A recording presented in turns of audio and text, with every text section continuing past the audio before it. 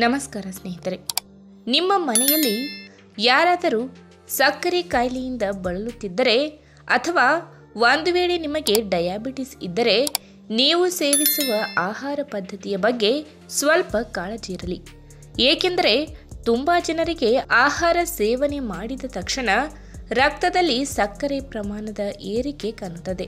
ಹಾಗಾಗಿ ನೀವು ಅಂತಹ ಆಹಾರಗಳಿಗೆ ಆದ್ಯತೆ ಕೊಡದೆ ಮಧುಮೇಹಿ ಸ್ನೇಹಿ ಎನ್ನಲಾದ ಕೆಲವೊಂದು ತರಕಾರಿಗಳನ್ನು ನಿಮ್ಮ ಆಹಾರ ಪದ್ಧತಿಯಲ್ಲಿ ಸೇರಿಸಿಕೊಳ್ಳುವುದು ಉತ್ತಮ.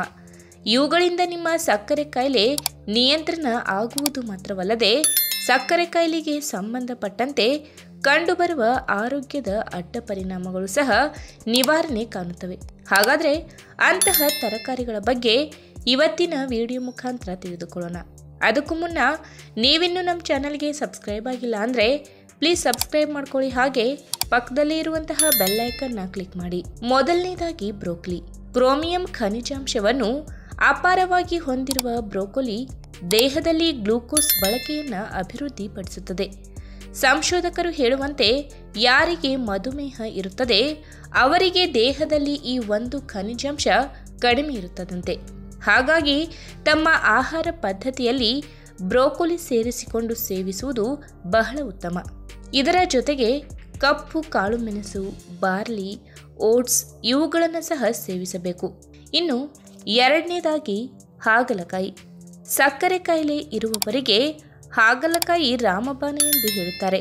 ಏಕೆಂದರೆ ಇದರಲ್ಲಿ ನಿಮ್ಮ ದೇಹದ ರಕ್ತದ ಹರಿವಿನಲ್ಲಿ ಕಂಡುಬರುವ ಸಕ್ಕರೆಯ ಪ್ರಮಾಣವನ್ನು ನಿಯಂತ್ರಣ ಮಾಡುವ ಗುಣವಿದೆ. ಹೀಗಾಗಿ ಊಟ ಆದ ನಂತರದಲ್ಲಿ ಸ್ವಲ್ಪ ಹಾಗಲಕಾಯಿ ಪಲ್ಯವನ್ನು ಸೇವಿಸುವುದರಿಂದ ಇದ್ದಕ್ಕಿದ್ದಂತೆ ರಕ್ತದಲ್ಲಿ ಸಕ್ಕರೆ ಪ್ರಮಾಣ ಏರಿಕೆಯಾಗುವ ಸಾಧ್ಯತೆಯನ್ನು ತಡೆಯಬಹುದು. ಇನ್ನು ಮೂರನೇದಾಗಿ ಬಟಾಣಿ ಮತ್ತು ಬೆಂಡೆಕಾಯಿ.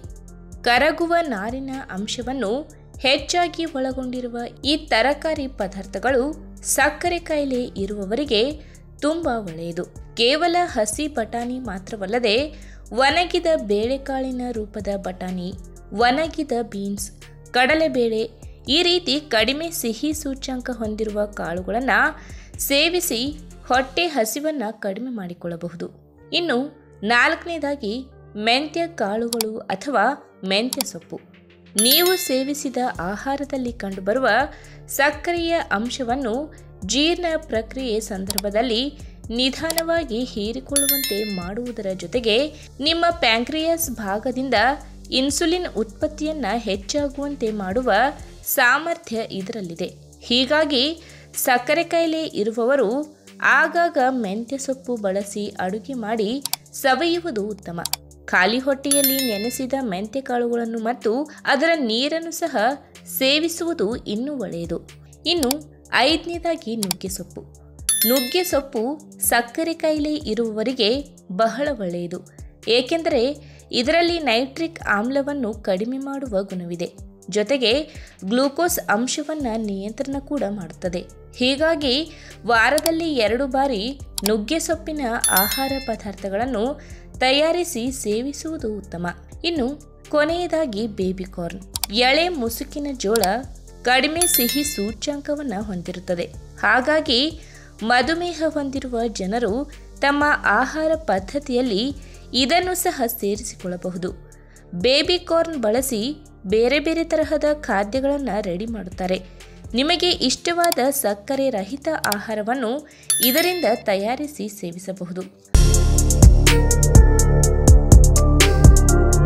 ಮಧುಮೇಹದ ಕಾಯಿಲೆಯನ್ನು ನಿಯಂತ್ರಣದಲ್ಲಿಡಲು ರೋಗಿಗಳು ಔಷಧಿಗಳೊಂದಿಗೆ ತಮ್ಮ ಆಹಾರದಲ್ಲಿ ಕಟ್ಟುನಿಟ್ಟಿನ ಡಯಟ್ ಅನ್ನು ಪಾಲಿಸಬೇಕಾಗುತ್ತದೆ. ಏನನ್ನು ತಿನ್ನಬೇಕು ಮತ್ತು ಏನನ್ನು ತಿನ್ನಬಾರದು ಎನ್ನುವ ಕಡೆಗೆ ಗಮನ ಕೊಡಬೇಕಾಗುತ್ತದೆ. ಈ ಬಗ್ಗೆ ಗಮನ ಹರಿಸುವುದು ಬಹಳ ಮುಖ್ಯ. ಮಧುಮೇಹ ರೋಗಿಗಳು ಆಲೂಗಡ್ಡೆಯನ್ನ ತಿನ್ನಬೇಕೇ ಅಥವಾ ಬೇಡವೇ ಎಂಬ ಬಗ್ಗೆ ಜನರು ಹೆಚ್ಚಿನ ಗೊಂದಲದಲ್ಲಿ ಇರುತ್ತಾರೆ. ಏಕೆಂದರೆ ಅದರಲ್ಲಿ ಕಾರ್ಬೋಹೈಡ್ರೇಟ್ಗಳು ಕಂಡುಬರುತ್ತವೆ. ಇದು ರಕ್ತದಲ್ಲಿನ ಸಕ್ಕರೆಯ ಮಟ್ಟವನ್ನ ಹೆಚ್ಚಿಸುತ್ತದೆ. ಹಾಗಾದ್ರೆ ಆಲೂಗಡ್ಡೆ ಮಧುಮೇಹಿಗಳಿಗೆ ಒಳ್ಳೆಯದು ಕೆಟ್ಟದ್ದು ಎಂಬುದನ್ನ ಇವತ್ತಿನ ವಿಡಿಯೋ ಮುಖಾಂತರ ತಿಳಿದುಕೊಳ್ಳೋಣ. ಅದಕ್ಕಿಂತ ಮುಂಚೆ ನೀವಿನ್ನೂ ನನ್ನ ಚಾನಲ್ಗೆ ಸಬ್ಸ್ಕ್ರೈಬ್ ಆಗಿಲ್ಲ ಅಂದ್ರೆ ಪ್ಲೀಸ್ ಸಬ್ಸ್ಕ್ರೈಬ್ ಮಾಡ್ಕೊಳ್ಳಿ, ಹಾಗೆ ಪಕ್ಕದಲ್ಲೇ ಇರುವಂತಹ ಬೆಲ್ ಐಕನ್ ನ ಕ್ಲಿಕ್ ಮಾಡಿ.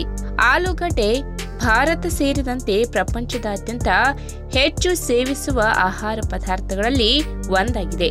ಭಾರತ ಮತ್ತು ಅಮೆರಿಕದಲ್ಲಿ ಆಲೂಗಡ್ಡೆಗಳನ್ನ ಹೆಚ್ಚಾಗಿ ತಿನ್ನಲಾಗುತ್ತದೆ.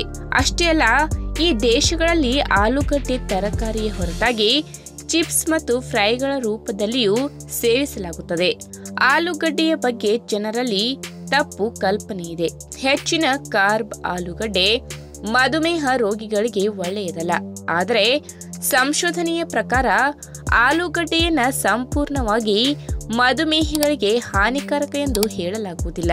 ಇನ್ನು ಯಾವ ಆಹಾರವನ್ನ ತಿನ್ನುವುದರಿಂದ ನಿಮಗೆ ಅಲರ್ಜಿ ಉಂಟಾಗುವುದಿಲ್ಲವೋ ಅದನ್ನು ಮಧುಮೇಹಿಗಳು ಕೂಡ ಸೀಮಿತ ಪ್ರಮಾಣದಲ್ಲಿ ಸೇವಿಸಬಹುದು.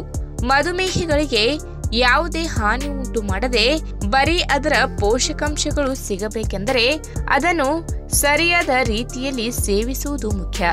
ವಿಜ್ಞಾನಿಗಳ ಪ್ರಕಾರ ಆಲೂಗಡ್ಡೆಯಲ್ಲಿ ಒಂದು ರೀತಿ ಗಂಜಿ ಇರುತ್ತದೆ. ಹಾಗಾಗಿ ಇದನ್ನು ಗಂಜಿ ಹೊರಬಿಡದಂತಹ ತರಕಾರಿಗಳ ಜೊತೆ ಮಿಕ್ಸ್ ಮಾಡಿ ಸೇವಿಸಬೇಕು. ಹಾಗೆಯೇ ಪ್ರೋಟೀನ್ ಹಾಗೂ ವಿಟಮಿನ್ಗಳಿಂದ ಕೂಡಿರುವ ಆಹಾರಗಳ ಜೊತೆ ತಿನ್ನಬೇಕು. ಇನ್ನು ಆಲೂಗಡ್ಡೆಯನ್ನ ಹಲವಾರು ರೀತಿಯಲ್ಲಿ ಬಳಸಲಾಗುತ್ತದೆ. ಪಲ್ಯ, ಸಾಂಬಾರ್ ಹೊರತುಪಡಿಸಿ ಸ್ನ್ಯಾಕ್ಸ್ಗಳಲ್ಲೂ ಆಲೂಗಡ್ಡೆಯನ್ನ ಬಳಸಲಾಗುತ್ತದೆ. ಆಲೂಗಡ್ಡೆಯಲ್ಲಿ ಪೊಟ್ಯಾಷಿಯಂ, ಮ್ಯಾಗ್ನೀಷಿಯಂ, ಫಾಸ್ಫರಸ್, ಕಬ್ಬಿಣ ಹಾಗೆ ಜಿಂಕ್ನ ಸತ್ವಗಳಿವೆ.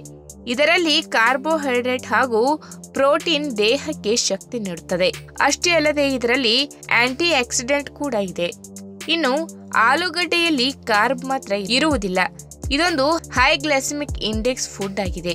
ಇದು ರಕ್ತದ ಸಕ್ಕರೆಯ ಮಟ್ಟವನ್ನ ಅಧಿಕ ಮಾಡುತ್ತದೆ. ಹಾಗಾಗಿ ಇದನ್ನ ಸೀಮಿತ ಪ್ರಮಾಣದಲ್ಲಿ ಸೇವಿಸುವುದು ಸೂಕ್ತ.